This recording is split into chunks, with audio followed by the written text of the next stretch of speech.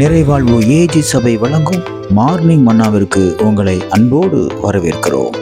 கர்த்தருடைய பரிசுத்த நாமம் மகிமைப்படுவதாக. இந்த நாளில் உங்களை சந்திப்பதிலே மிகுந்த சந்தோஷம். எனக்கு அன்பான தேடு பிள்ளைகளே, எதை குறிச்சு பயந்துட்டு இருக்கீங்க? ரொம்ப பயந்துட்டு இருக்கீங்களா?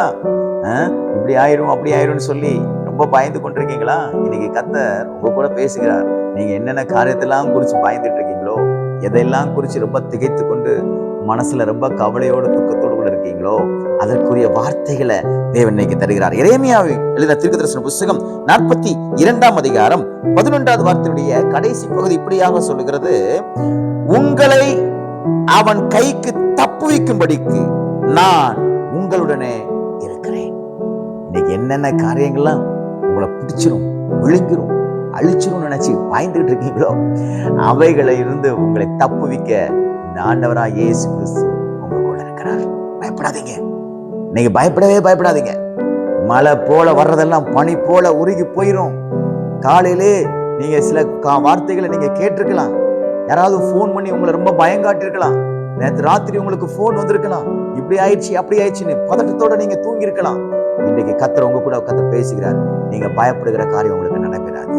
உங்களை அவன் விழுங்க நினைத்த சத்துருக்களை கர்த்தர் முறியடிப்பார். அவன் உங்களுக்கு விரோதமாக எழுப்பியிருக்கிற ஆயுதங்களை கர்த்தர் வாய்க்காதே போக பண்ணுவார். அதான் வேதத்தில் அழகாக சொல்லி இருக்கிறார். அவைகளிலிருந்து நான் உன்னை தப்புவிக்கும்படிக்கு நான் உங்களுடனே கூட இருக்கிறேன். தானியேலை தூக்கி சிங்கத்துக்குள்ள போட்டாங்க.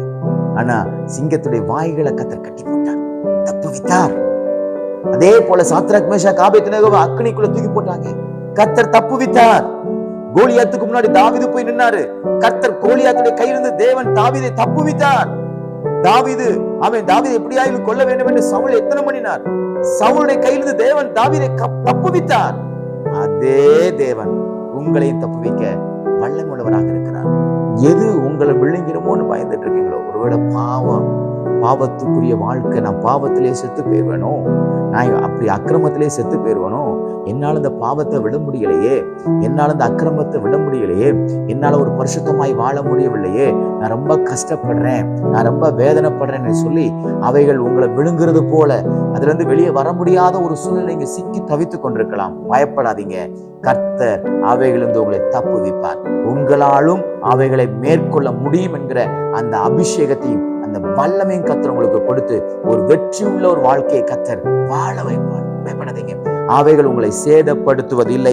அவைகளிலிருந்து கர்த்தர் உங்களை தப்புவிக்கும்படிக்கு அவர் உங்க கூட இருக்கிறார். பயப்படாதீங்க. காரணம், கர்த்தர் உங்க கூட இருக்கிறார். எல்லாவற்றிலும் இந்த நாளிலே உங்களை தப்புவித்து இந்த நாள் ஒரு விடுதலை நாளாக தேவன் மாற்றி கொடுப்பார். God bless you.